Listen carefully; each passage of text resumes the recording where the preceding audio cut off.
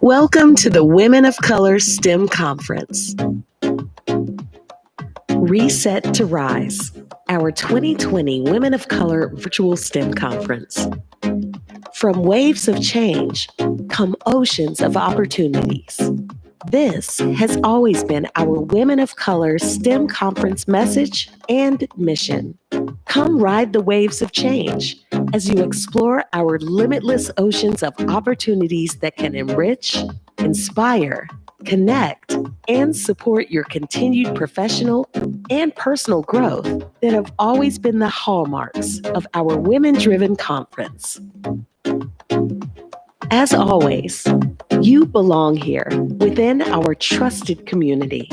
Ride the waves of change as we reset to rise. The world is counting on us.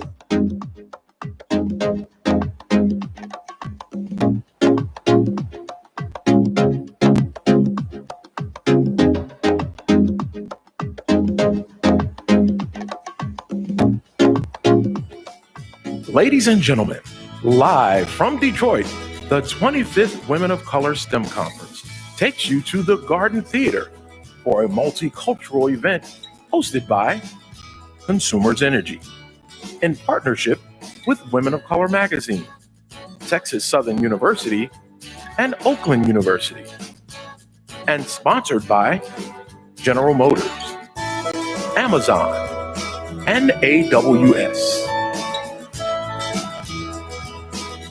Good morning, everybody.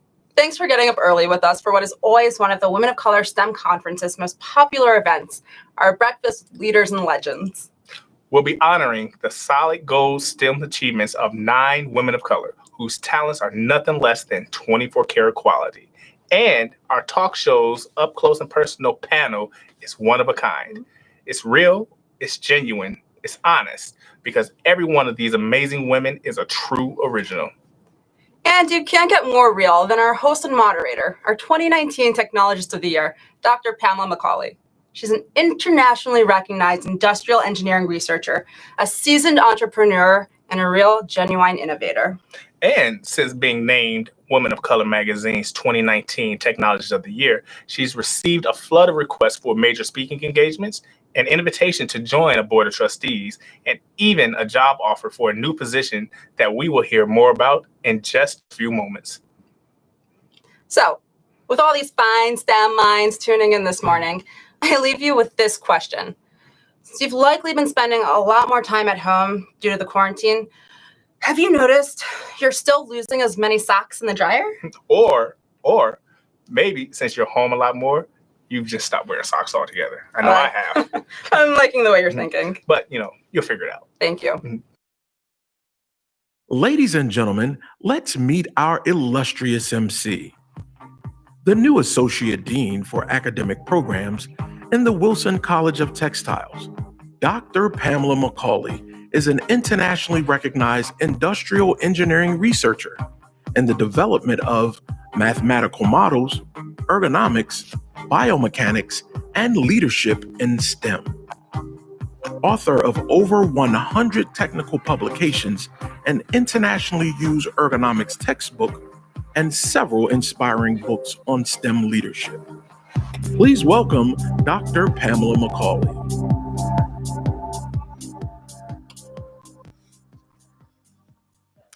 I am delighted to be with you this morning. I know many of you are probably still in your robes, so while we have this wonderful time together, let me ask you something, ladies. How has wearing a face mask all these months affected your makeup routine? I mean, why bother, seriously, with anything other than your eyeshadow, a bold liner, some Ultra Max mascara? I mean, come on, I want you to be honest. I was worried about what it would do to my lipstick this morning. So hopefully it's not looking too bad, since I did have my amazing Women of Color mask on just before I came out here. But like many people still working from home, we only get dressed when we have a Zoom call.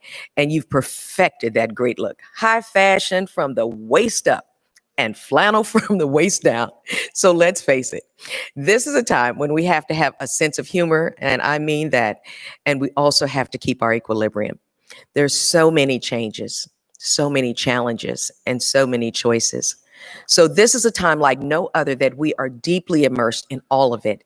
And as we continue to navigate uncharted territory, we need one another. Even though we can't be together the way we used to, we really need one another now more than ever. And how blessed are we to be meeting at this very moment. So as we continue to navigate, this also is a time to celebrate our strengths, to honor our talents and learn from our journeys. We are women in STEM, standing strong. And ladies, I am so proud to stand with you. One of our most popular annual events, our Breakfast with Leaders and Legends, features a dynamic panel of powerful women leaders whose insight, expertise, and commitment to honesty delivers on all fronts with frank talk, open conversation, and direct answers to the questions that are on your mind. So I do hope you will have some questions for this amazing panel of women this morning.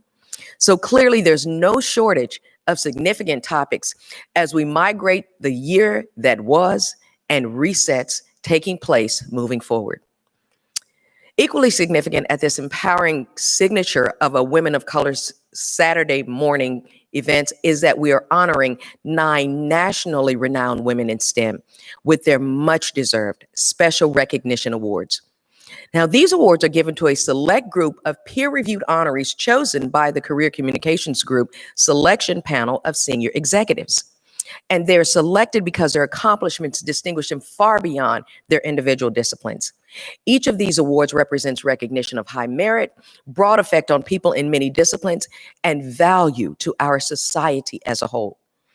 Our special recognition awards are in a class by themselves. In fact, nominations are not accepted for these awards. Now, it gives me great pride to begin these ceremonies with our first honoree. Sharonda Jeffries represents users at Global Standards Development Organization. She is the first woman of color to serve as chair of the 2 largest working groups at TIA Quest Forum, where she is the only woman of color who is a fellow. Sharonda is also an ASQ fellow. She was elected vice chair of the U.S. Technical Assistance Group for ISO TC 176 and is a two-term director at the International Accreditation Forum, where she is the first woman of color to serve. Sharonda co-wrote a standard that is helping the globe mitigate the effects of COVID-19 pandemic, God bless you, through continued oversight via technology, protecting the integrity of supply chain for food, aviation, and medical devices. I am so proud to present Sharonda Jeffries.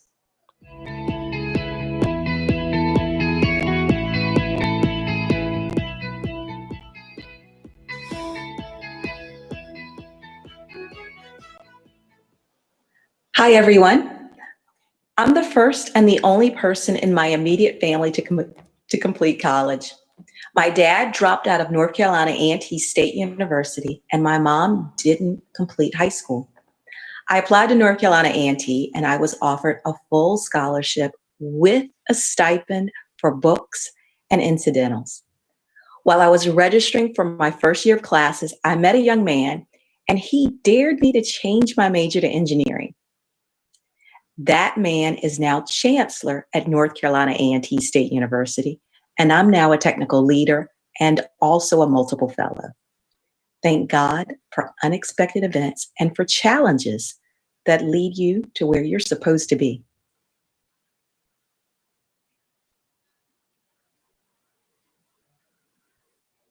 Congratulations, Sharonda.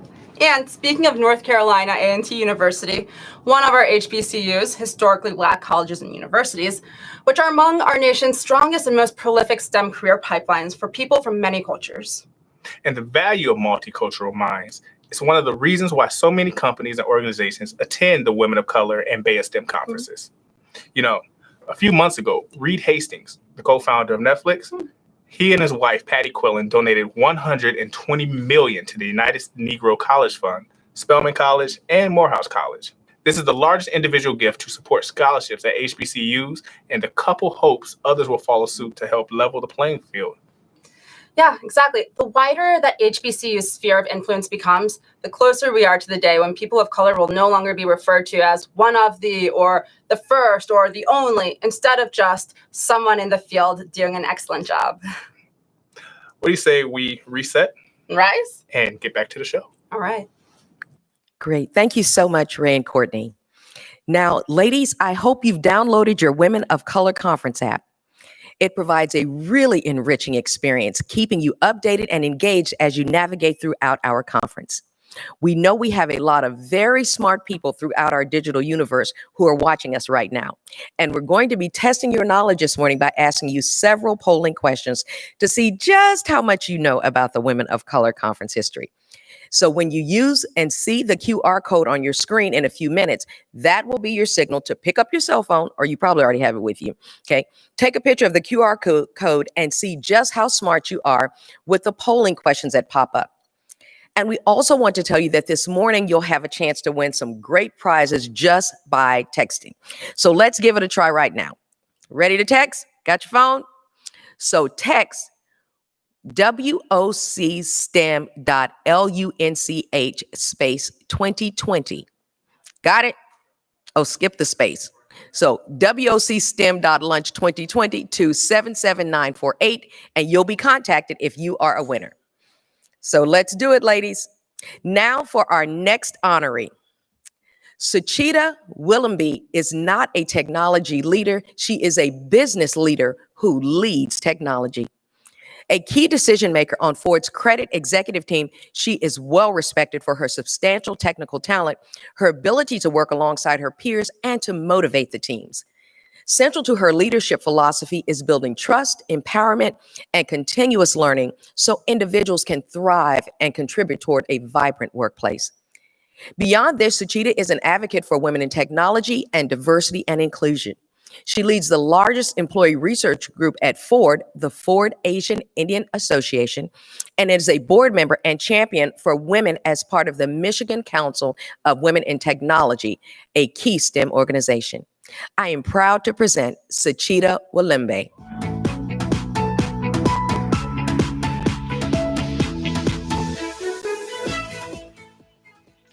Thank you, Dr. Macaulay. My mom has been my role model. A pioneer, she was the first in the family to go out and work to support her siblings. My dad, a scientist in the Indian Army, encouraged her to complete her master's in education after they were married. They raised me to believe that being an eldest daughter was a blessing and not a constraint. As a result, I've been able to break barriers by being the first in the family to study in a convent school, one of the first groups to graduate from my university with a master's in computer science, the first in the family to emigrate to United States, and an immigrant and a minority early on at Ford. Thanks to great leaders and mentors at Ford, my husband Shirish, my son Amay, my friends and family, I stand before you today. Namaste. Awesome. Congratulations again. With each of these amazing women who we're recognizing this morning, if there was ever a conference scene that says it all about their vision and fortitude, it's Reset to Rise. Suchita, you are the picture of what it is to reset and to rise. Congratulations again. I know how proud your family must be of you. So, okay, everyone, you remember I said we're going to test your knowledge of the Women of Color conference history. Of course, I was here for the very first one. Way back when. But use your cell phone to take a picture of the QR code and see just how smart you are in answering these questions. So here is the first one. In which country did Dr. Chan Yen Sai, 1999 Technologist of the Year, grow up?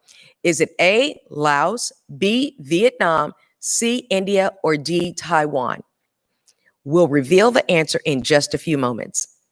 And in the meantime, it's my honor to present our next awardee, Dr. Stacy Dixon. Dr. Stacy Dixon, Deputy Director at the National Geospatial Intelligence Agency, or NGA, is the highest ranking woman of color in the U.S. Intelligence Agency. Outstanding. She's been an advocate for women of color in STEM at the CIA, the National Reconnaissance Office on Capitol Hill, leading the Intelligence Advanced Research Projects activity, and currently as the first African-American Deputy Director at NGA. Her engineering background and passion for people have also uniquely positioned her to lead her agency's efforts in protecting its workforce while still meeting critical national security needs of the United States. I am proud to present this amazing woman, Dr. Stacy Dixon.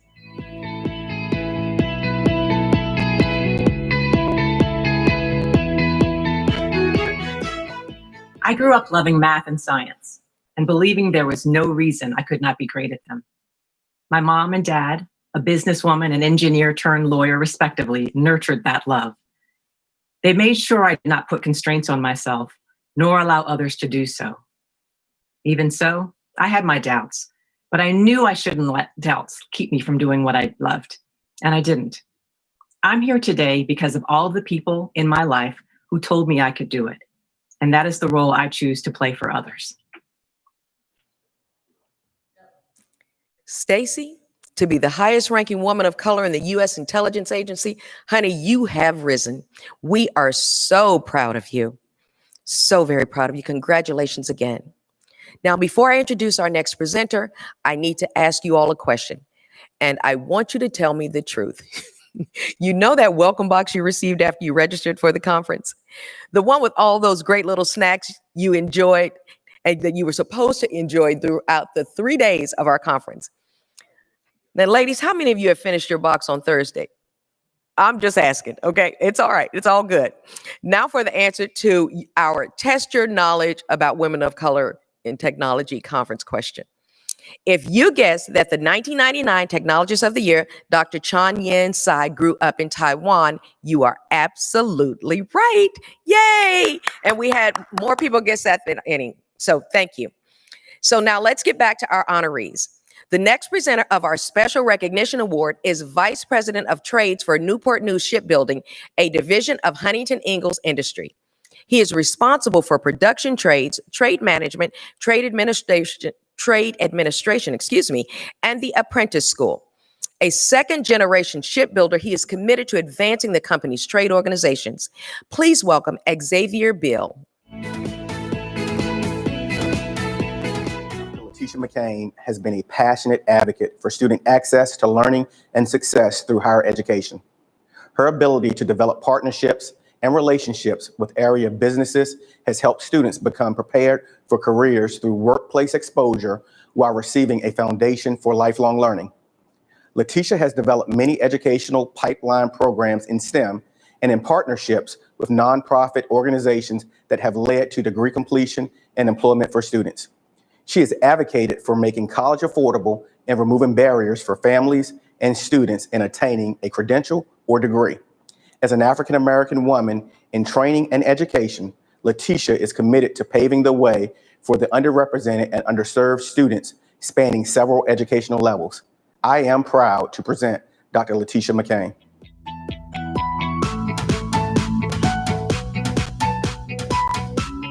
I grew up in Mount Vernon, Alabama, surrounded by chemical and manufacturing power companies. My mother has always been a role model. She and many of her siblings were school teachers. My desire to be a chemist was inspired by visits to my daddy's chemical plant. I interned there during my undergraduate studies. I received scholarships, fellowships, research opportunities, leadership development, and travel opportunities while pursuing undergraduate and graduate studies.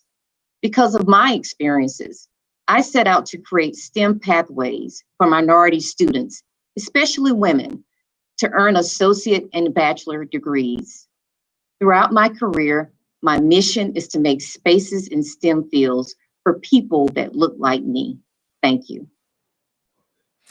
Congratulations, Dr. Letitia McCain. Not only of the woman you have become, but because you have helped so many young people reset to rise to great heights in STEM. That is outstanding. Now, our next presenter is Assistant Secretary of Commerce for Oceans and Atmosphere and Deputy Administrator of the National Oceanic and Atmospheric Administration.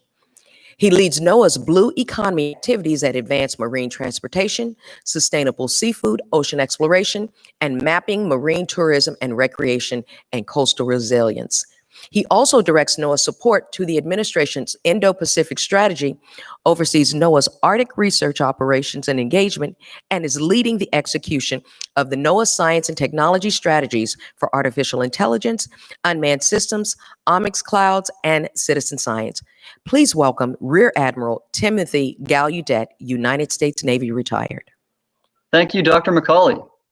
Ms. Cindy Woods has been with the National Weather Service for over 30 years, providing her expertise as a scientist and a meteorologist to oversee the National Weather Service's Operations Center. This is the nerve center for the National Weather Service that oversees 122 weather forecast offices, 21 central weather service units, 19 river forecast centers, and 6 regional operations centers. Whenever Americans are in harm's way due to wildfires, flooding, hurricanes, or severe winter weather, it is Cindy Woods who orchestrates the fine work of the National Weather Service to keep Americans safe and protect their property. Cindy also dedicates much of her time to advancing the next generation of American scientists. It is my pleasure to introduce Ms. Cindy Woods.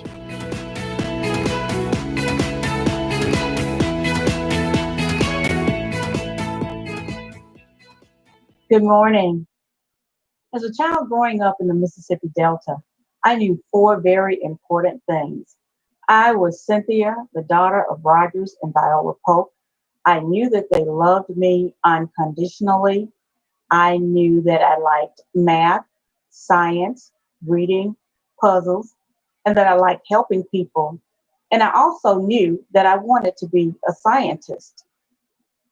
When my high school counselor wanted to meet with my mother and me, because I had decided to attend a historically Black university, he said, with your grades and your ACT scores, you can get into the better schools. Why, you could even go to school and major in nursing, and you would be guaranteed a job because nurses are always needed. My mother looked at him with one of her award-winning smiles And she said, why not a doctor if she wants to? So Mama and Daddy, I want to thank you for never letting me settle for less than what I thought I deserved, never letting others set my path, never letting others chart my growth. Thank you. And I want to say thank you to your mom and daddy too, Cynthia. Thank you to all of those mothers and fathers out there who are inspiring your daughters and sons to do great things and to focus on STEM. And Cynthia, amazing women like you refuse to settle for anything less than following your dreams. So congratulations again, and thank you so much for that. Now, here's another question to test your women of color knowledge. Using your cell phone, again, take a picture of the QR code and see just how close you can get to answering this question correctly. What year did Dr. Enriqueta Cortez win the Women of Color Research Leadership Award? Was it A, 2000, B, 2010, C, 1991, or D, 1999? We'll find out in just a few moments. And now for the presenter of our next award, the Senior Vice President of Fossil Generation for DTE Electric. He is responsible for the operation and maintenance of the company's fossil fuel electric generation power plants, including engineering and capital projects, generation optimization, corporate fuel supply, NERC compliance, and security governance organizations. Please welcome Ben Felton. Inderpaul DO's significant career accomplishments are only second to the strength, integrity, and passion that she brings to all she does. Inderpaul is a natural, determined leader who works through any and all challenges that come her way. Through her leadership at DTE, Inderpaul has achieved a number of significant accomplishments to help solve problems and drive our enterprise forward. As an avid learner, Inderpaul continually grows and shares with others both personally and professionally. I am proud to present Inderpaul with this award, which fittingly captures the breadth of her achievements and the depth of her character. Congratulations, Inderpaul. Well deserved.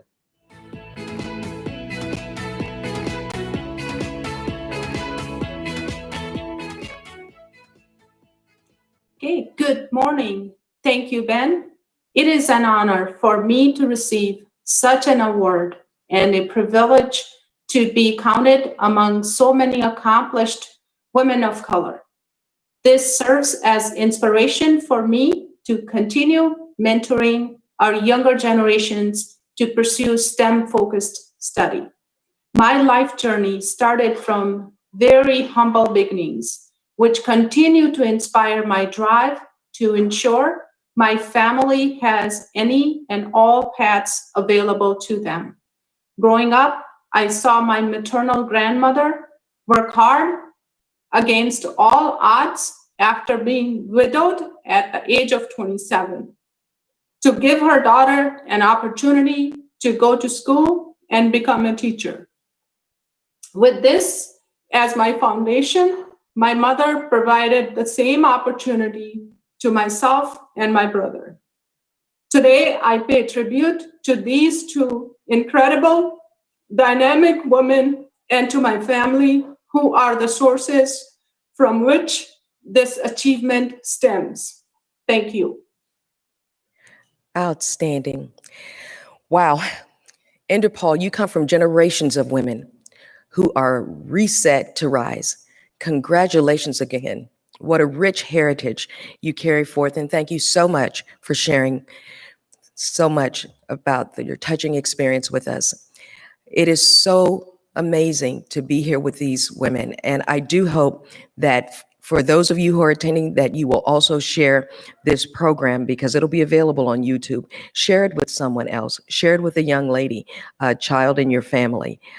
These stories are real.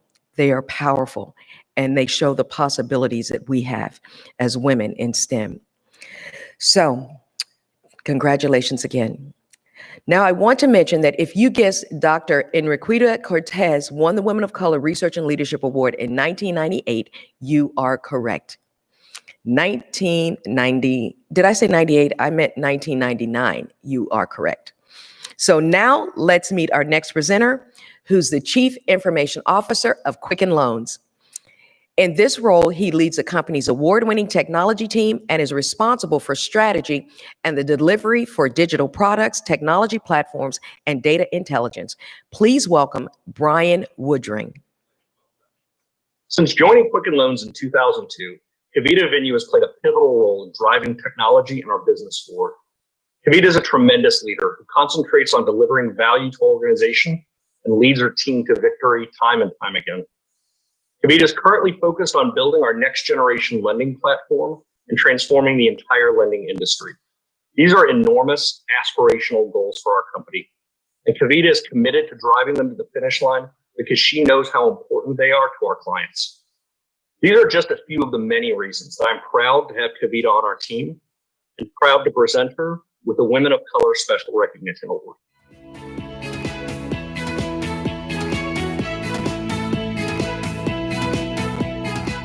As children, many of us were told we could be anything we want if we put our mind to it. When I look back on my journey that began with joining this one small company in 2002, I had no idea I would become the vice president of engineering. Yet here I am in that role in accepting this prestigious award that celebrates my achievements along the way. My belief in myself includes another fundamental one, that when you ignore the noise, you'll find a better way and a better answer. Thank you to my family for their support, Rocket Mortgage for nominating me, and the Women of Color for this platform and recognition. Outstanding. Congratulations, Kavita. I love it. I love it. VP of Engineering. When you believe in yourself, Kavita, as you're showing us, we can accomplish anything, and you have clearly proven that throughout your career. And I want you all to know that we're just getting warmed up here. I got my Starbucks. They just handed to me. So make sure you have your coffee because we have some time together. We're going to have the talk show in just a few minutes. But before we continue with our awards, let me see if we have any prize winners out there. So it's easy.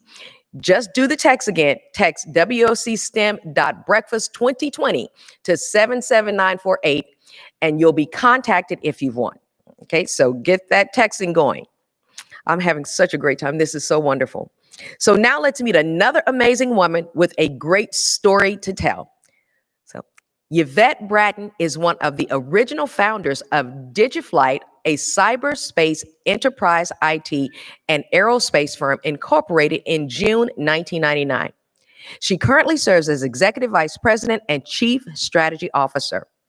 A $60 million veteran African-American firm, DigiFlight believes that employees are their greatest asset and has been at the forefront of hiring women in STEM. Yvette built the strategy and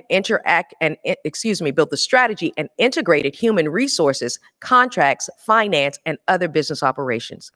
She believes it is a gift to serve and to lift up others to realize their greatest potential. Yvette's motto is, "You will leave DigiFlight better than you came." Amen. I am proud to present Yvette R. Bratton.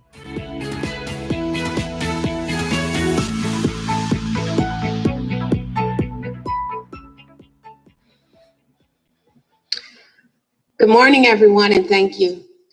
My mom was raped at the age of 12. She chose to let me live.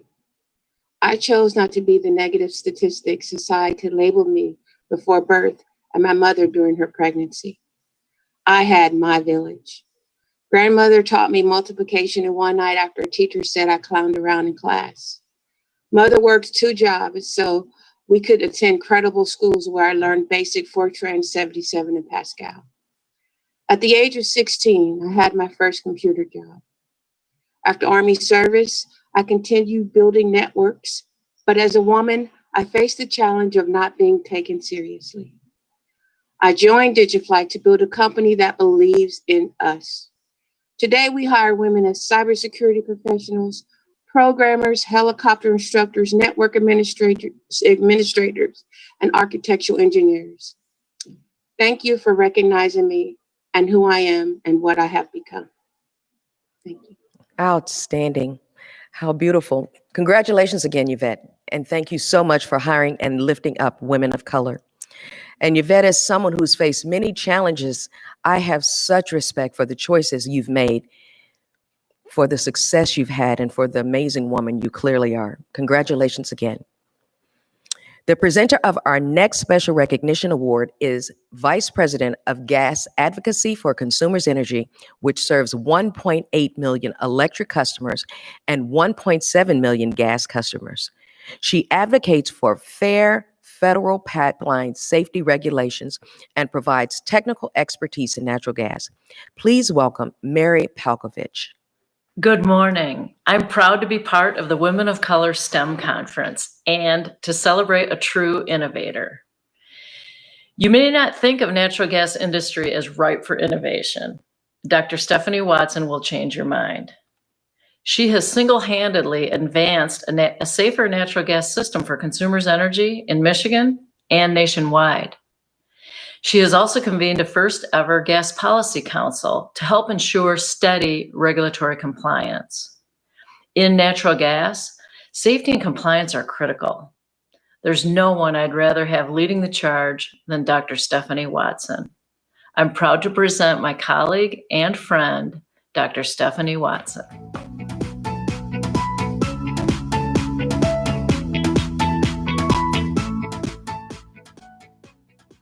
Good morning.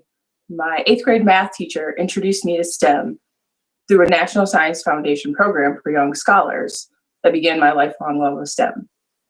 A demonstration from a collegiate steel bridge team cemented my plan to attend Lawrence Technological University and participate on that team. I achieved that goal as the captain of the LTU steel bridge team my senior year. I went on to pursue my advanced degrees, deepening my STEM knowledge, and then found a career that allowed me to use my skills and experiences. Thank you all so much for honoring my journey today. Congratulations again. Wow, Stephanie, congratulations on achieving so many firsts in your amazing career. I tell you, this has been such an inspiring morning. I am so touched and in awe of the amazing women that have been honored here this morning. And again, please share this. And ladies, know how much you are valued and how what you're doing is making such a difference. Now, I think I have one more question to test your women of color knowledge. Okay. Which city hosted the 2011 Women of Color STEM Conference? Was it A, Dallas, Texas, B, Houston, Texas, C, Washington, D.C., or D, Baltimore, Maryland? So I'll be back in a moment to answer that question and to introduce you to 4 absolutely amazing women and have our talk show.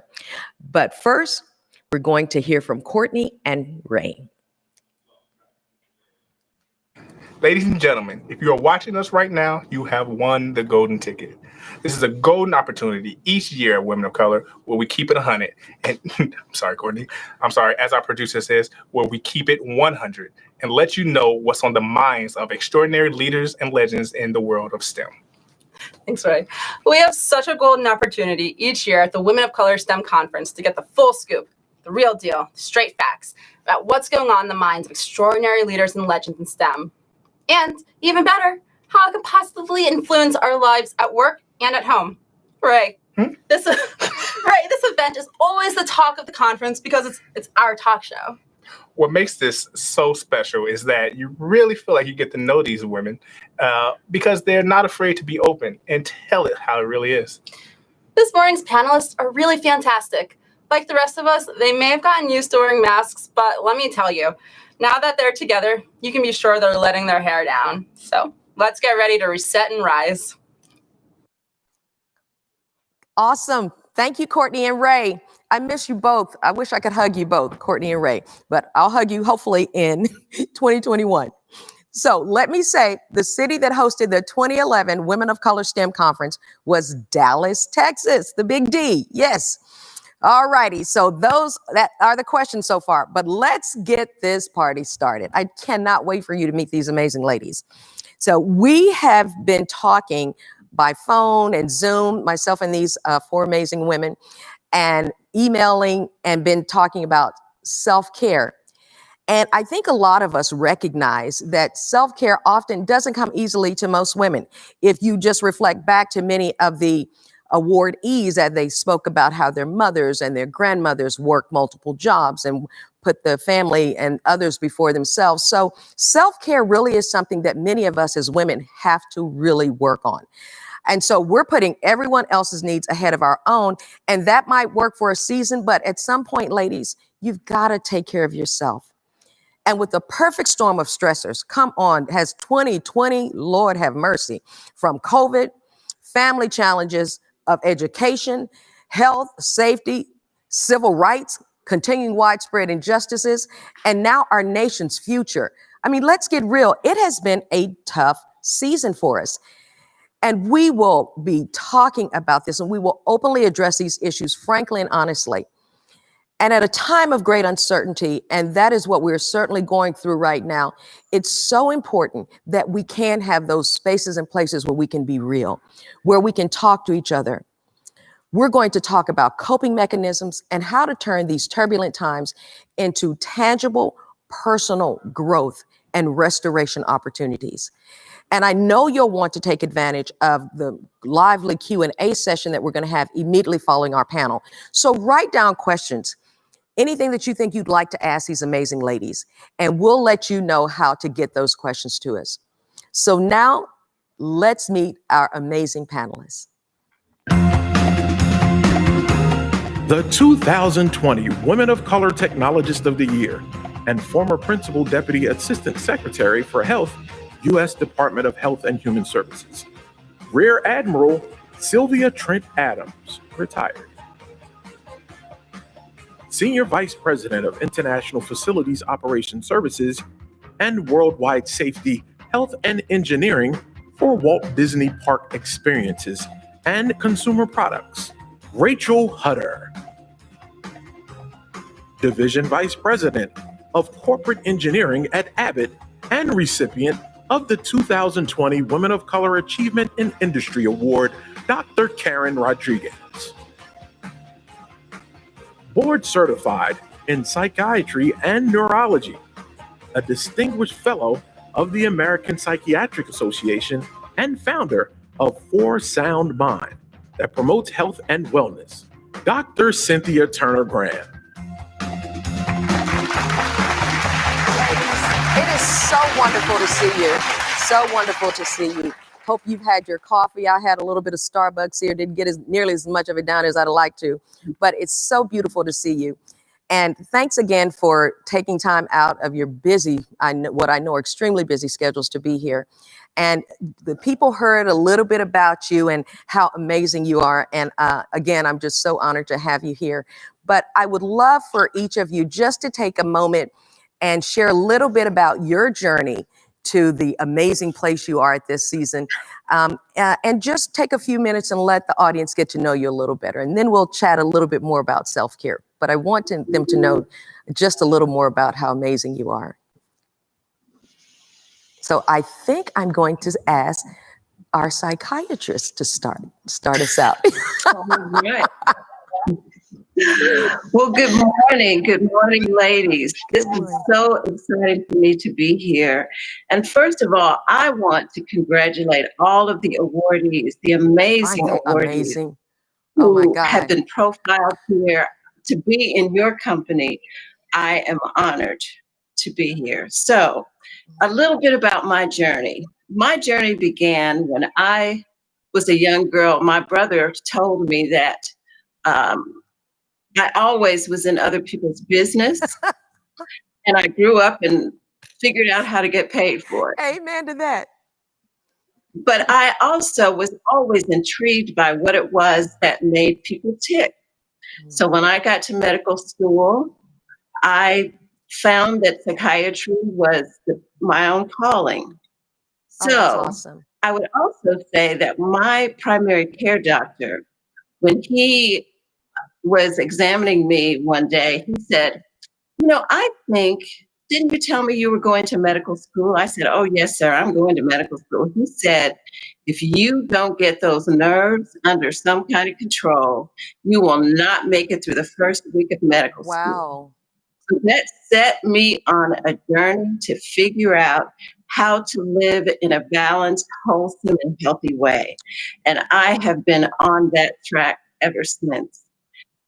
Oh, that We'll is so talk a little bit wonderful. later about what that means for me, but That's it has beautiful. culminated, yes, in For Sound Mind Enterprises and my being here with you today.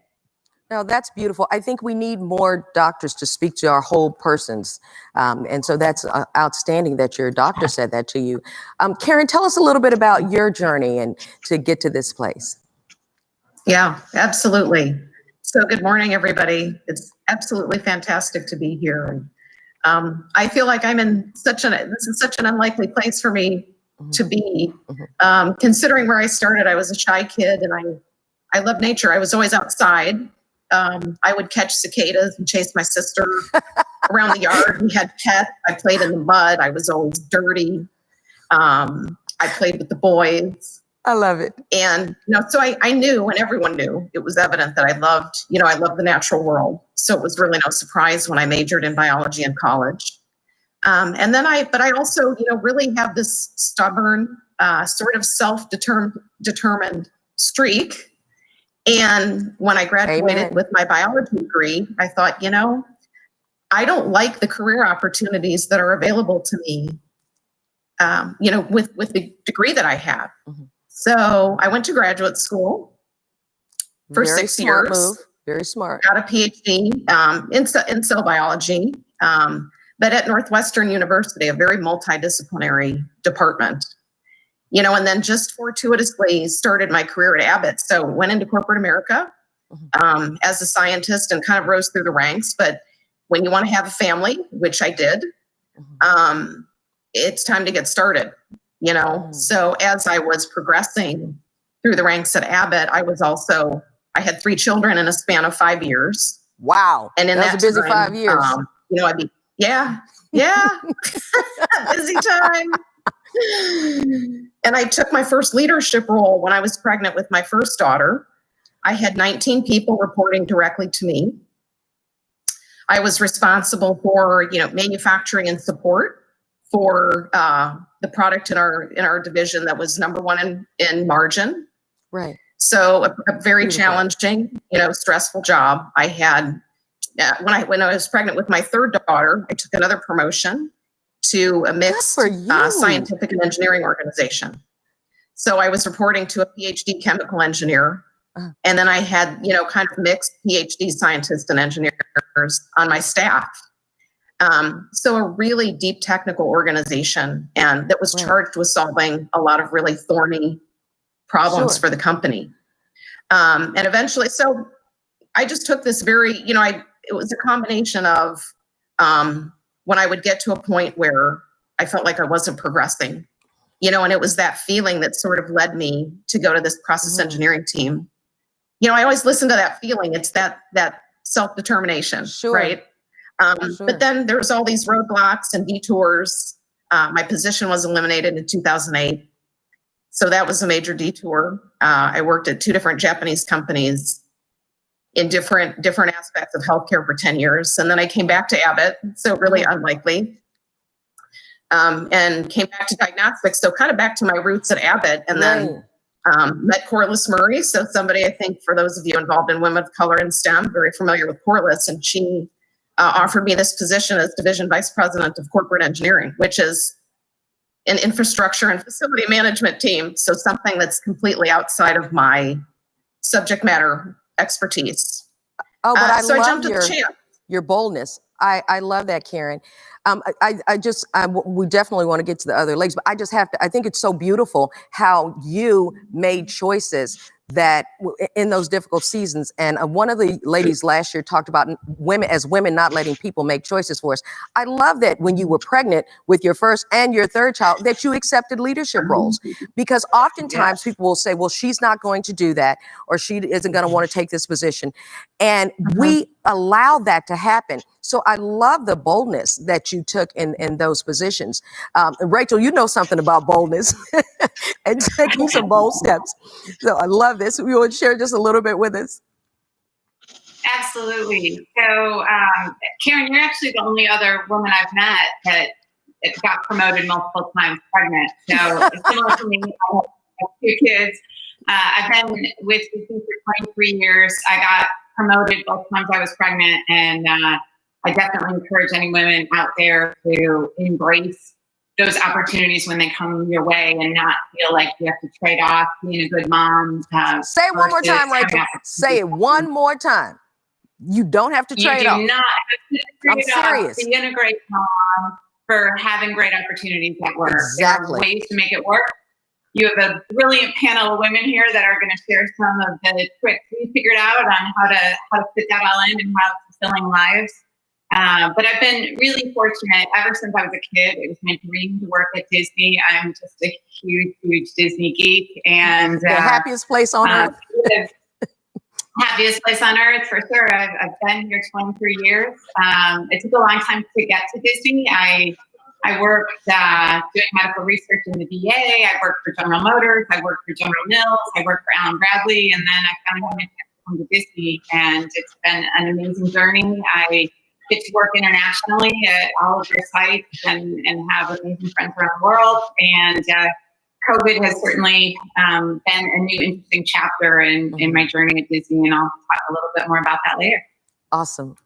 And I love this, the energy. I mean, we're whole people. We're engineers, we're doctors, but we want families. And I mean, of course, part of it too is picking the right person to be with. Now, I had to have a little help with that. It took me a minute to get there, but that's a whole nother story.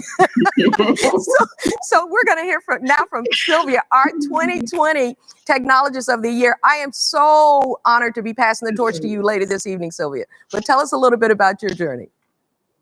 Well, good morning, everyone. And I too feel so humbled and honored to be on this panel with these amazing women. And I do applaud all the awardees. Kudos for all that you have accomplished. My journey, it started probably when I was a kid. I loved watching my grandmother take care of all of our family members and folks in the community who needed anything. And so I learned that reaching out and helping other people builds the community, makes a family stronger. And it led to my journey of becoming a nurse. And the military was introduced to me because I have so many family members in my family who have served in multiple services, some more than one over the course of their career. And I was offered an opportunity to have a journey at Hampton University as an undergraduate student on an ROTC scholarship. So, I went into the Army after my commission as an Army nurse. Thought that was going to be my pathway for many years. And, God always, man plans and God laughs is my line, because I happened to be at NIH at a conference and was approached by someone who offered me an opportunity to go into the public health service. So for over 30, up until 10 days ago, I was in uniform as United States Public Health Service Commission Corps officer. And thank you for your service.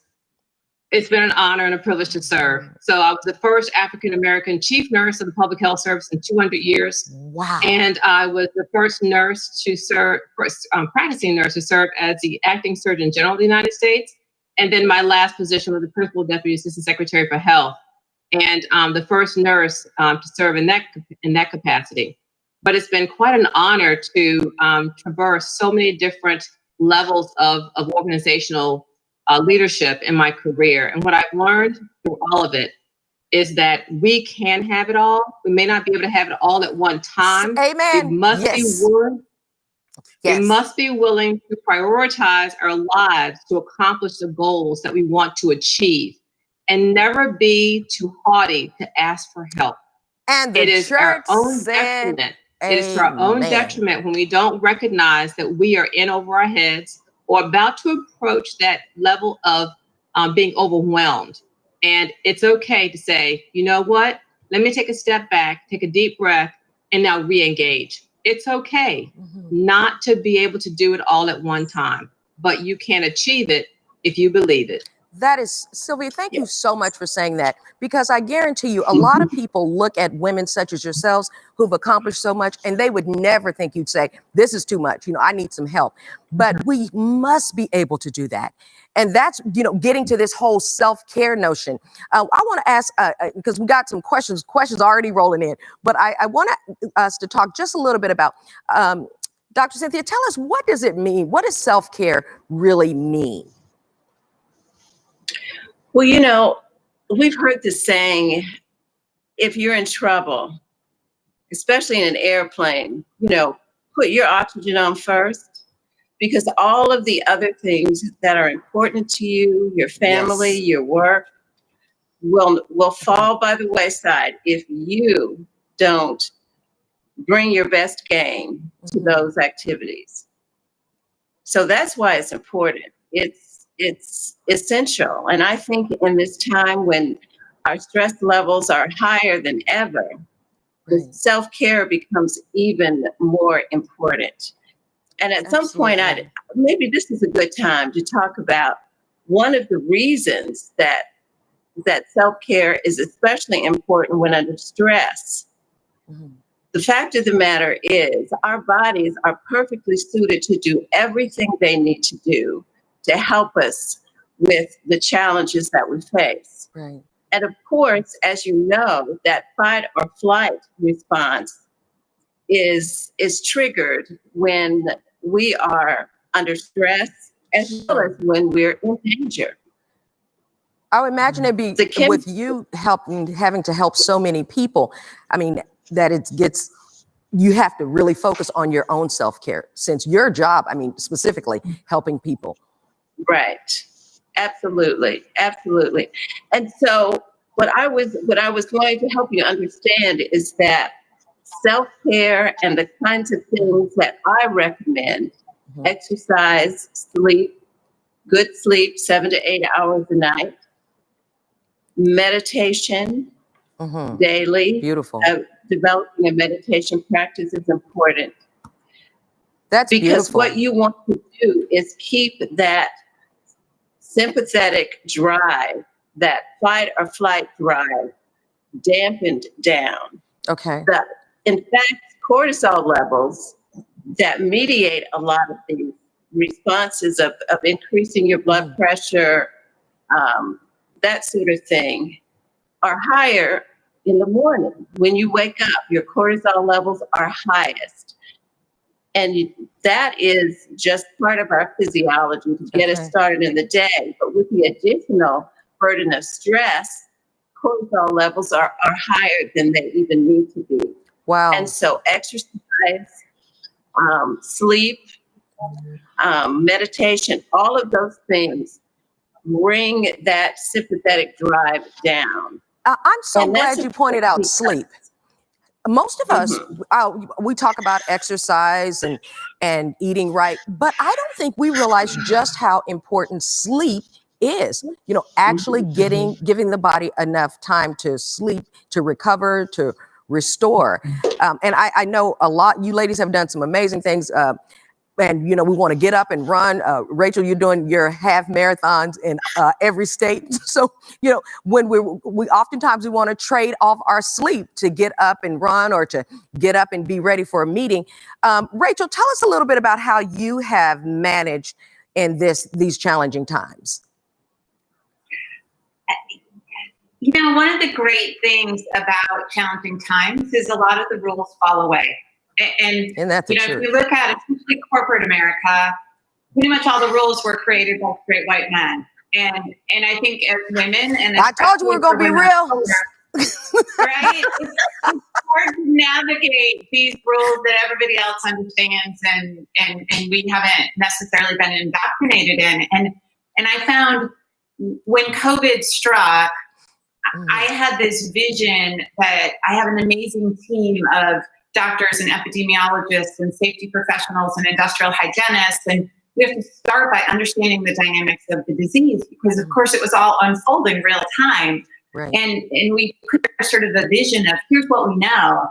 And that sort of took on a life of its own. And what we created ended up getting to Bob Chapek, who's the CEO of Disney. And he said, hey, can you help me think about this more broadly for the Disney company? And it gave me an opportunity to work with the movie division and the TV division and Disney Plus and Hulu and areas I've just never worked in the past. And it's interesting, even when I look at my team, I'm super, super proud that we have the NBA staying with us at Disney. I know, and that we're able to the bubble is at Disney. Yes, and it's working. TV, which is amazing, right? And when I look at the people who made that happen, the principal person is an amazing, amazing leader, senior vice president who had just transferred from ESPN to run our sports business. Wow. And no one else could have brought this to life other than Roz. And when I look at who's running it on my team, it's 3 women who are the main leaders, 2 of them African-American women. And the reason I handpicked them to do these roles is because I knew that it was very amorphous what they needed to do to make it successful. And I needed people who could think on their feet and figure out what's the best thing to do right now, and then how do I create a process so it's done consistently? And I think this is really our chance to thrive. I love that. And Rachel, I know I've seen throughout your career how you've been such an advocate for women. I mean, you're a great leader to everyone on your team and support all of your team members. But it's just been a joy to see you give opportunities to women who, in many cases, they would not have been considered for some of those opportunities. And that's one of the things that's so near and dear to my heart. And Karen, we talked a little bit about this. What can we as women do to help other women in STEM? Yeah, and if you would share just a little in terms of your thoughts on that, Karen. And you all know that's near and dear to my heart. I mean, my 3rd book that I wrote, I devoted a whole chapter on women supporting women because we're so powerful when we come together. Absolutely. Yes. Yeah. So throughout my career, I have always been involved in mentoring. And Abbott has had a great mentoring program, and I've been at other companies that didn't have formal mentoring programs, but when women see that you, especially for someone like me with an advanced degree, who then enters the workplace and takes on challenging roles and a lot of responsibility while having a family, women gravitate to you. They find you. They do. Right. And they really seek out your guidance. And so what I've always done is I've really put that at the top of my priority list. And no matter how busy I am, there's always that temptation when you look at your calendar and you need to make some space. There's always that temptation to remove, the one-on-ones and the mentoring sessions. And I really avoid that temptation. I look at all the other things on my calendar and say, how do I shorten this? How do I delegate it? So that as people seek me out, or as I form, year-long mentoring relationships with beautiful women and even people of color, that we make that time a priority to really, talk through what are the barriers, what are people struggling with. And I think they grab, they look for the people in the organization who they think have been through a lot of the things that they're finding to be a challenge, right? And they're looking to learn, how did you manage it? How did you overcome it? And I think they're just looking for validation that they're competent, they deserve to pursue the career that they want, and that they don't have to compromise in their personal life. Right. And I think it helps them to have knowledge that the workplace, to Rachel's comment, the workplace is not there yet, right? The workplace is not there yet for women, and especially working moms. So that's been a big key, to how I've supported women. No, that's awesome. And raise your hand if you've ever needed to be validated. Okay, when you think, okay, absolutely. Right, it's like raise both of it, and something that small can make such a difference in someone's career. I mean, it really can. And I think oftentimes, and of course, when we come to Women of Color and Technology Conference, and even with us Zooming here, sometimes I think we forget just how few women there are at certain levels. And so it can be very lonely sometimes. I mean, and also you can feel like you really do need that validation. Sylvia, this is a perfect segue to ask you to share a few tips to demonstrate, how to manage that uncertainty or coping skills that you apply when you're in that situation, when things are beyond your control, as so much is that we're going through today? Thank you, Pamela, because I think that's so important to understand. For me, sometimes I get into that twirl of just getting caught up in the day-to-day that I never stop to realize I'm headed towards a point where I'm going to be overwhelmed. The first thing is know what your triggers are. Know where you're about to cross that line from being able to manage it to crashing and burning. And I think that takes some work. It's taken me years to get to a place where I start to recognize here is where I need to take a pause, just pump the brakes for a minute, if you will, and let me check in. Sometimes we have to go in and look into ourselves and find out what is it that's really making me stressed. So knowing your triggers, knowing how to reach out to those that you need in your circle to help you. You need a support system, a sounding board. Yes. A part of it is that we at the level of senior leadership of wherever our organizations have us placed, often find it challenging to have a peer that we can talk to who understands the type of situation we're in. It's one thing to be a woman.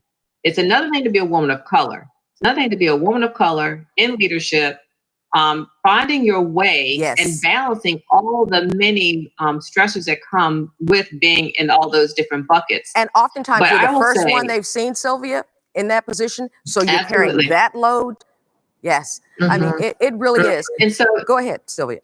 Part of it for me is, being grounded, having a support system, having someone you can talk to is so important. It may be a mentor, it may be a colleague within your organization or outside of your organization, but you need someone to vent to. You have to have someone who understands your place and space. You better say who may have been there, who can, validate you, but also check you when you're getting to a place where you don't need to go. Right. And exercise, as Dr. Cynthia said before, exercising, getting enough sleep, which is my biggest problem. I have had insomnia since I was a teenager because you all know. So where? Disaster if you don't watch it. So keeping up with yourself, being your best monitor and understanding that you need help, but then being proactive. Yes. Planning it. You have to plan time for yourself. Absolutely. And my support system have helped me to do that. I've had great mentors. My husband is good for making me stop every at least once a year to take a vacation. It was at first he got me to take a week. Lately it's been no, you need 2 weeks. So to disengage. They can be good for that. Yes.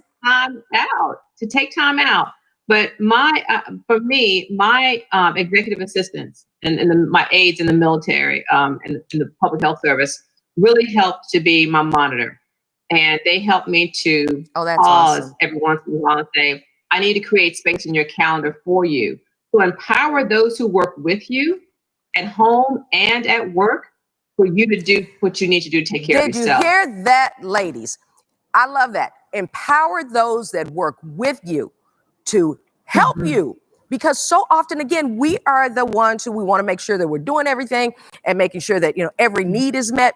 But and let me say this: the women of color and technology community has been such a source of support and encouragement. And I want to say this to the ladies, because if we were together, we'd do coffee afterwards or cocktails later today. So I want to say I am going to be here for you, because sometimes, again, and you said it, Sylvia, I think you said it, and Karen too, we oftentimes don't have anyone at our level that we're necessarily comfortable talking to. And I remember when I was going through some challenges at my previous university, when I called Rachel, because we were having dinner that time, and I was going off, I was upset. And you need somebody to get fired up with you. So my girl was fired up with me. And so you need that. And then, of course, you get back to making the decisions that you need to make to move yourself forward.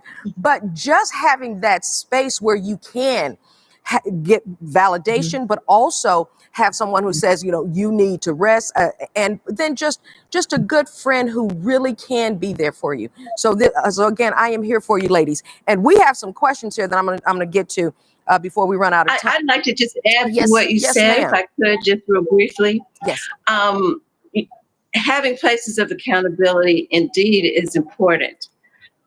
One of the things that I think also that is important is making sure that you get your day started in a deliberate way with some calm, some quiet, maybe a ritual of some kind that works for you.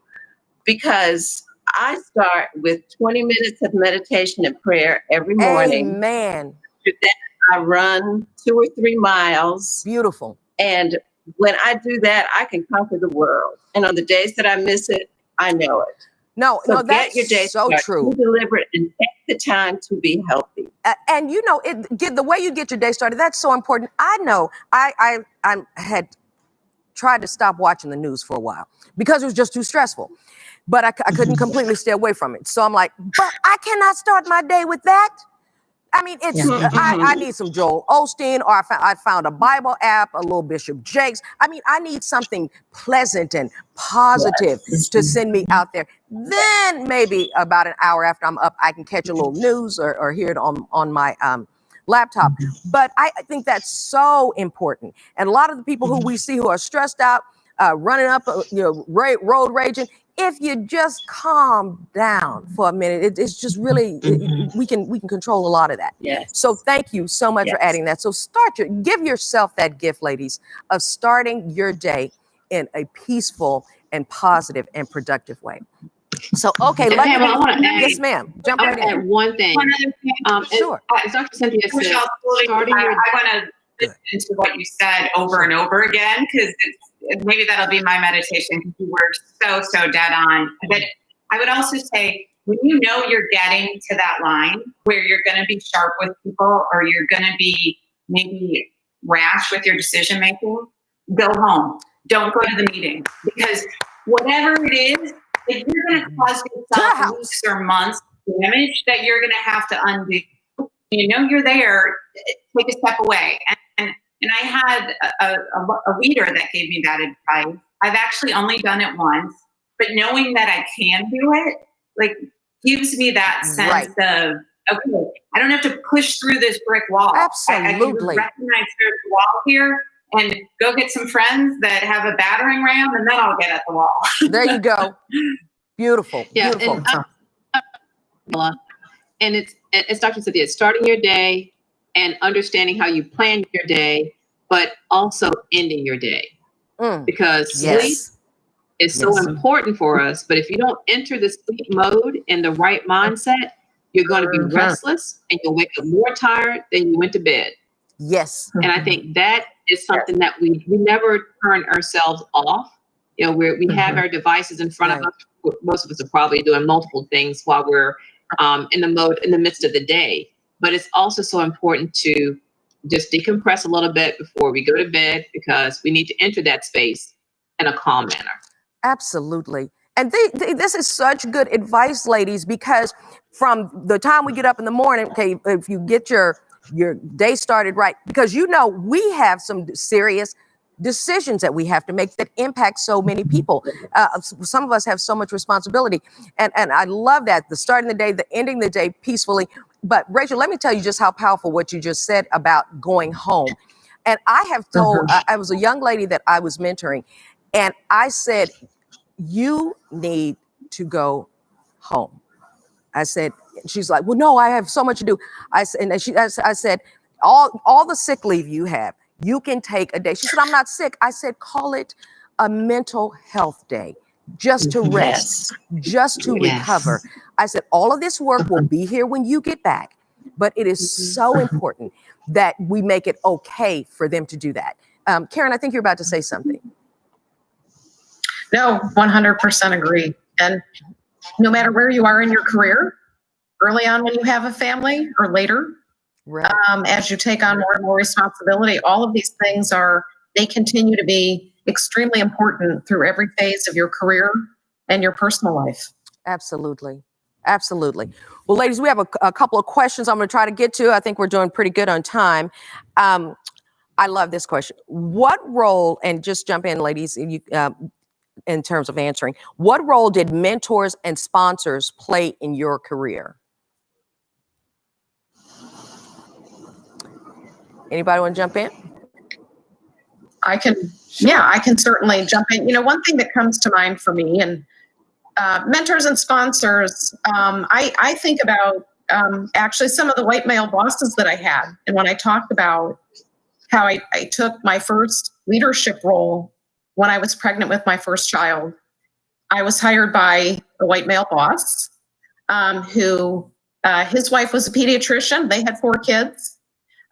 So he got it, and he understood that I could perform very well in the job, and he wasn't fazed, by the fact that I was just starting a family. God bless right? him. God bless him. And when I took another major promotion when I was pregnant with my 3rd child, another white male, PhD chemical engineer, hired me. And in fact, I want to say 8 months pregnant when I accepted the job. And I kind of did, old job, new job, 50-50. I took a 3-month maternity leave.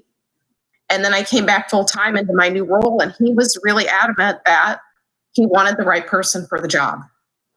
And that's awesome. So, I think at the time, I didn't realize how impactful it was for a white man, to take that stance with this, mother with a young family at home, taking on a very challenging technical role, with people reporting to me who had, many of the people who reported to me had 10 plus years of experience, beyond what I had. Wow. So to me, that was just invaluable having folks like that in the workplace show that level of confidence in me, in advancing me. Now that's awesome. And let me say to every man listening, we will let you mentor us. Male leaders, we are happy to have mentors that are males, that are white males, that are males of color. So oftentimes they'll think, well, she needs a female mentor. Yeah, it's helpful to have a female mentor, but oftentimes there are not enough women to go around to mentor everyone. So men, we greatly appreciate it when you do as Karen's mentor did and step up and mentor her. So please feel free to jump in and mentor a woman in your organization. One of the other questions said, go ahead, Rachel. Look like you're about to say something. Quick story about that. When I first became a manager at Disney, there was a director that had literally been at Disney from the point we broke ground on the Magic Kingdom. And it was sort of the statement within Disney that he'll forget more in a day than most people learn in their whole careers, because he was just so knowledgeable. Wow. And my interactions with him were terrible. He'd be talking to other people and I'd come up to try and join the conversation and he'd stop talking and then walk away. And wow. And I immediately jumped to the conclusion he doesn't like me because I'm female. And I talked to my boss and I said, I don't understand. He doesn't like me because I'm female. And my boss said, no, it can't be that, because I know his inner circle and there are women in his inner circle. You should ask him to mentor you. And I thought, oh my God, that's gonna be a nightmare. That can't work, But I really respect my leader, and so I went to him and asked him to mentor me, and he ended up being the best advocate and mentor and friend, and someone I absolutely love. And as we got to know each other, the issue is I am extremely extroverted, and he is very, very shy. And it was just those personality styles where he sort of didn't know what to do with my level of extroversion. And it's so helpful to have a mentor that's very different than you. Because I tend to be very action-oriented. I love new technology. I'm all about change. And he had so many decades of experience of, this is why these processes are here. So don't jump to change them until you understand exactly why they were built and what they do. And man, having somebody that can be sort of the yin to your yang and, explain to you the other side of things, or, clear up that blind spot that we all have, was just invaluable. Awesome. So look for someone who's different. That's very, very good advice, because I think you're right. We most of the time want to gravitate to someone who's very much like us. And so that is such good advice. Okay, one of the other questions that I see come in is, what do you want more of in your life? When people look at you ladies, they see you seem to have it all, and you do. But what would you like to see more of in your life in this season? Well, it's easy for me. I would like to have more of my grandchildren in my life. I have 8 grandchildren. Wow, I am so I jealous. miss them terribly. Yes, yes. But one of the things I would also say is that I want to just leave this point with all of you, that in this age of technology and all of the wonderful things and opportunities that you have to work in so many wonderful fields, it is important to include technology in your life in a way that is healthy. These nonstop Zoom meetings that go on all day. Okay. 8 Zoom meetings, Dr. Cynthia, I have sometimes. Fine. The ones that I need my computer for, I sit in front of. The ones I don't, I put on my tennis shoes and I turn off the video and I walk. I walk outside. And also, as I manage my day between patients, I always have 10 or 15 minutes to either run in place, to do calisthenics or whatever. I think it's important to take care of our bodies. Today actually is World Mental Health Day, sponsored by the WHO. Wow. And their theme is Move for Mental Health. So I just want to put in that plug. As you are managing your day, pace yourself so that there is an opportunity to move. You're so right. You know, I have never sat this much in my entire life. These Zoom meetings and back to back to back. And I just ordered this stand-up desk that also has a recumbent bike on it. So because I gotta, but I'm gonna do that. I'm gonna do that, Dr. Sylvia. Dr. Sylvia, we got so many doctors here. You ladies, Dr. Cynthia, I'm gonna do that. I'm gonna go outside. I'm gonna turn that video off and not worry about my lipstick or my hair, and I'm just gonna listen to the meeting. But no, that is so true. So back to you, ladies. Any other things in terms of what you want more of? I think all of us need more time. You know, our days are filled with meetings, and man, if there's one thing I would love to get across to women earlier in their career, outsource stuff that you don't personally have to do. You know, when I first started working, I had so little money that I felt like, oh, I can't pay somebody to do that if I can do it. And I mean, Dr. Cynthia is so right. You can't outsource exercise. You can't outsource mental health. You can't outsource being a mom. But you can have somebody else mow your lawn and hang your ceiling fan and make dinner. Yes, and, indeed. You know, whatever. Those things that just aren't uniquely tied to who you want to achieve in life. If you can have somebody else do that and just bring a little more time into your life, look for opportunities to actively choose to do that. You are so right about that, Rachel. Do you know, but the first time I hired a cleaning person, I was working as an assistant professor, I was embarrassed to tell my mom. Because here's a woman who had raised 4 children, you know, had my father's dinner on the table every night. I was embarrassed to tell my mother I had a cleaning lady. And so I think sometimes we're also dealing with old paradigms. And so, but we do have to do what's right for us. And my mom, I finally got over it. Shoot, today mom has her own cleaning person. So just tell them, okay? They'll get over it, okay? And buy that time back. So wonderful. That's right. Awesome. Now I have one more question. How do you leave work at work, especially with the level of responsibility that you each have? What would be how do you do it? And I know there are probably times when you haven't, and you should have, but what are some of the strategies to leave work at work?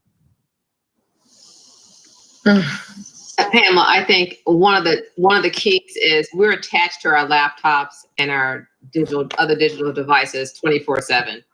And I think we all need to plan for when we're going to not touch them. There should be days we don't bring the laptop home, but we have to do it intentionally. Yes. And it's not easy. I mean, there's so many things we feel like we need to be on top of. I think part of it is something that Karen, kind of alluded to earlier. We feel like we have to be super women. Yes. And do it all. and do it all by ourselves 24/7. And that leads us into that mindset of just being burnt out and not feeling worthy of the roles that we're in or not feeling competent. But we have to figure out what are those things that we don't have to do today. Right. And then plan for those times when we do not have to bring all that work home. There will be times we need to follow up on things, but set limits on it. Right. Beyond 6, 7 o'clock, I'm not touching it. Right. I may check email before I start to download to go to bed, but don't do anything with it. And first thing in the morning. Yeah. I mean, but what first thing in the morning, you don't need to check all those emails. Right. But right. But Dr. Sylvia, you have so much responsibility. Think about how I was reading in some of your bio where you were in charge of a lot of the testing for COVID-19 for the nation. So how does a person with that much responsibility get comfortable turning off? And then Rachel, I know with everything's been going on with Disney, we were here in Detroit and you had to leave that you're getting calls at 8 o'clock, 9 o'clock at night. So, I mean, it's the struggle is real where you have people and important things constantly pulling on you. So I think the part about being intentional, and so how do we make sure that we do that? I mean, is it important to also delegate some of your responsibilities so talk to me a little more about this, ladies, because I think this is important. Sure. I think part of it is delegation and being train your people that are on your team to be able to do anything that you can do. Amen. Now, and I firmly believe in that. It's called succession planning.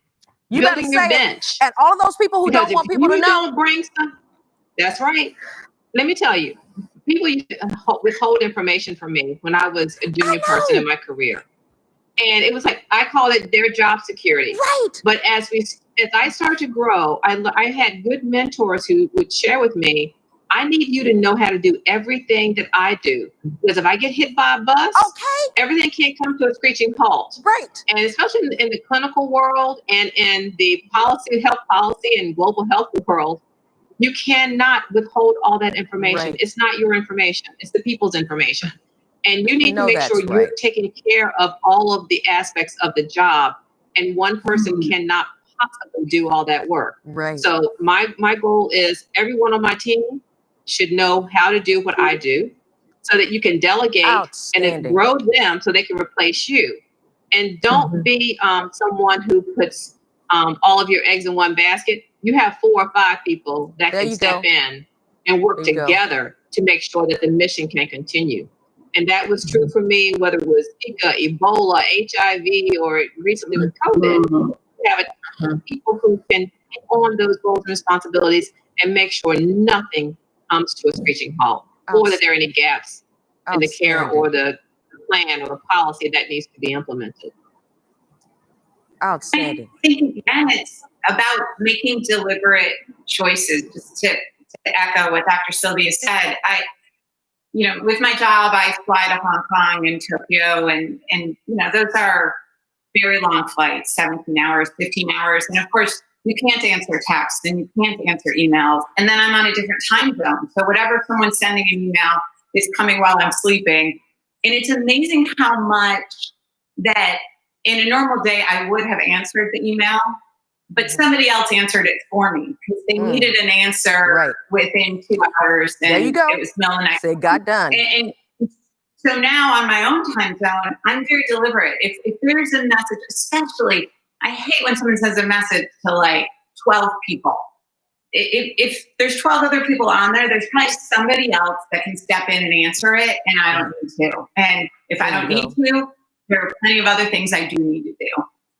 I love it. I love it. And the airline now got the nerve to tell you can text in flight. I don't want to text when I'm flying. Okay? Free text. No, this is one time I do not want to text. Bring me a Chardonnay for 4 hours. I am unavailable. I mean, seriously, because with all this connection, it gets to be too much some days. So, ladies, listen. There are many more questions, and so this is what I want to say. How do you? So I have one more question. And this one is going to be it's fun to see. How do you say no to your job, family, or friends, and when enough is enough? Okay, because you remember, you're superwoman at the job, you're superwoman at the house. Yeah. Okay, so we got the kids, and we got the mom and dad that need help, and then Lord, Yeah. I want to help with the church, and then I want to mentor some children. So how do you say no without feeling guilty? Yeah, well, maybe I can jump in. Go ahead, Karen. Oh, I've had a really crazy week at work, of course, perfectly coinciding with the conference. And it seems to always happen that way. All these things are happen in parallel. Things reach a high intensity point, in parallel in your life. And I know for myself, when enough is enough, and I'll talk about, you're getting overloaded and your triggers. And so with some of what's going on at work, I've created a core team and really outlined roles and responsibilities. And the very first thing that I did was I wrote down, here is my specific responsibility in the project, just so it's very clear to everybody that I'm not doing everything, right? I might be stepping out in front and leading the team, but my primary role is to review data, and finalize, authorize experimental design and experimental execution. I'm not the project manager. I'm not the person who's going to follow up on all the action items. So just create that and publish it and make it very clear to everybody, write the roles and responsibilities and the boundaries. And at home, I haven't gone to my family and said, I'm temporarily on a laundry folding strike. But there are 4 large baskets of laundry in the living room that have gone unfolded for at least 2 weeks. So I think people have kind of figured out that I have at least temporarily said no to folding all the laundry. So, I think sometimes you don't have to go to people and say, I'm not going to do this anymore. Just don't do it. Just don't do Amen. it. Right? Just don't do it. There you go. And they'll figure it out, right? Either somebody needs something that's in one of those laundry baskets and they'll go and find it, or they don't. And they see them, Karen. They see, matter. Yes, bless their hearts. Oh, we got to love our families. So, but now listen, ladies, I think we're getting close to wrapping up, and I would love for each of you to have an opportunity to share some parting remarks with the ladies that are listening. Just anything that you think would be of value to them. And again, it is so wonderful spending this time with you this morning, knowing how busy your lives are. So why don't we jump right in and share some parting remarks with them? And we'll start with, with our technologist of the year. I would say take care of yourself and know that you are just as important as your job, your family, and the work that you made to be doing in the community. You have to make yourself a priority. You have to plan time to be good to yourself and make time to also prioritize those things that you want to accomplish. Beautiful. Make yourself a priority. That is something I have not done a good job of. I'm going to be taking this advice. Okay. Rachel? A reoccurring theme that I hear from the women of color that I mentor is this huge fear of making mistakes. And there's sort of the nail that sticks out gets hammered down, and it's sort of that I'm different. And if I make a mistake, it'll be never forgotten. And all the women of color who come behind me, then I'll have to overcome that. Carry that. And I would say, I firmly believe we are all blessed with the ability to change the world in a positive way. And when you know what that is, work tirelessly toward it and don't focus on mistakes. You're going to make mistakes. The best CEOs in the world admit that they make more mistakes than they make correct decisions. Wow. And so if you're holding yourself to, I'm never going to make a mistake, you're just never going to grow and stretch yourself the way you need to accomplish something. And if you stick out anyway, why not stand out? There you go. That is so beautiful. Thank you for giving us permission to make mistakes. And because, the women of color that you mentor are right. Oftentimes, again, we're feeling that I'm the only one here, and if I mess up, it's going to mess up opportunities for those who are coming behind me, and then they're going to think that none of us can do it. And so that is a huge burden that we often carry. So thank you so much for saying that. Dr. Cynthia. Sure. I have learned so much from all of you this morning. The things that I would add in closing would be that I'd reiterate that you have to take the time. It's not going to happen without a commitment, in the same way that you make commitments to all of the other things that are important to you. Yes. You have to make a commitment to yourself. I would also say there are those times when all of these practices that we have advocated this morning are not working and you continue to have difficulty. Do not be ashamed to reach out to get professional help. Yes. Sometimes it is necessary and important. I practice what I preach. If I need some help from fellow professionals, I go get it. And I would strongly advise you to do the same and know that it's a sign of strength, not weakness, to do so. And Dr. Cynthia, I have to just ask something right there. How do we get more people of color to be okay with getting help? You know what, especially Black folks, let me just be honest. Well, I got Jesus. Jesus is going to help me through this problem. I don't need to talk to nobody. Jesus put good, qualified therapists, counselors, and psychiatrists here for you to talk to. So how do we get much of that community comfortable with it?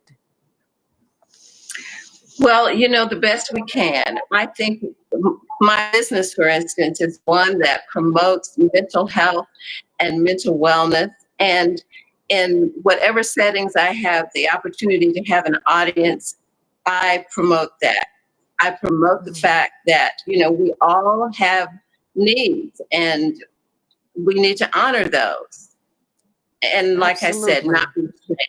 Yes. Absolutely. So let me say this. It's a sign of strength. I'm going to tack on to Dr. Cynthia's statement here, to get help when you need it, and we all need help. I guarantee I got counseling when I was in college because I was like, I keep making the same mistakes, making bad choices here in terms of relationships. I was a young mom. That was the best thing I ever did. My mom said, "You're not crazy, honey. You don't need to go to a counselor." I said, "But Mom, I do." I said, "I'll feel better." And Joe Marshall, I walked right across campus for free for 2 years, every other week, and got counseling. And it was the most valuable thing I have ever done in terms of my mental health. And so I regularly tell people how important it is. And I think we'd be so much healthier as a society if we were willing to do that. So please get the help that you need. And Karen, parting words from you. Be yourself. You know, Amen. Be who you want to be. I wanted to be a leader. I wanted to be a mom. And, you know, just based on the timing of all the different things that happened in my life, I developed as a leader and I built my family at the same time. But I think when you do that, and Sylvia and Rachel have made such great points about making mistakes and moving on. And I think when people see you be yourself, when others see you being real, you know, and coming to work every day despite the setbacks, acknowledging your mistakes and moving on, I think even if they don't tell you, wow, that was really powerful and that really impacted me in a positive way. Right. You should really know, you know, and know inside yourself that when you set the example, right? When you be yourself, absolutely, you make it okay, right, for everybody else to follow right in your footsteps. Beautiful. You know, and be authentic in the workplace as well. Thank you for saying that, Dr. Karen. I mean, that's so powerful that we be comfortable being ourselves. And that's quite the statement for women in STEM who are oftentimes in environments where we think that we need to act like the other people who are there, who many and most of the time are men. So that is so powerful. I'm so inspired by each of you, and just delighted and honored to have shared this time with you. And I want everyone I know to hear the things that you've been saying. And I think we'll be so much better if we will take the advice from you amazing, amazing ladies. It's been just such a joy. Rachel, Sylvia, Karen, Cynthia, thank you so much for your time this morning and for being real with our audience and letting them know just how phenomenally amazing and real you are. So thank you again. It has been a pleasure. And Thank for you. those in the audience who we didn't get to your questions, you can email or LinkedIn. I know nobody does email, but people over my age. Okay, so on social media, you can find us on LinkedIn, probably all of us. Or if you send me the question, we will do our very best to get back to you. So again, it has been a joy and a pleasure to be with you this morning. For those of you, keep attending the Women of Color and Technology Conference. Download the app. Reach out to these amazing panelists on their social media sites. And again, thank you for joining us this morning. Have a great rest of the conference.